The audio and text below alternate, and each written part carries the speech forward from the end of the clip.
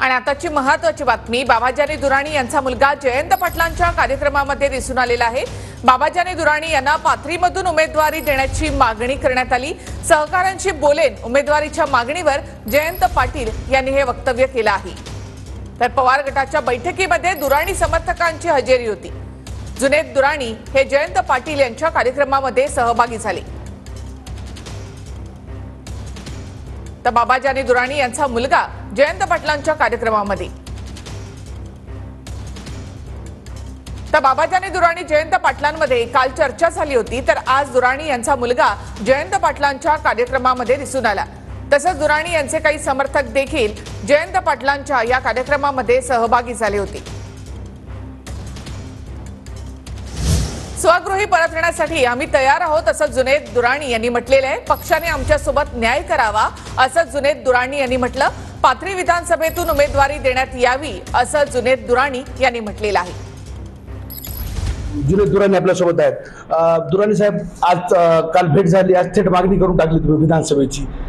तयार आहात का शरद पवार गटात जाऊन निवडणूक लढण्यासाठी?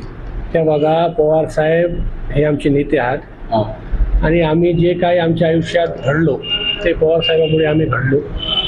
आणि कसं आहे की शेवटी आम्ही स्वघरी परतायला आम्ही तयार आहेत, पण खाली एवढंच आहे आमची मागणी पक्षाला की पक्षाने आमच्यासोबत न्याय करावा आणि आम्हाला तिकीट द्यावं।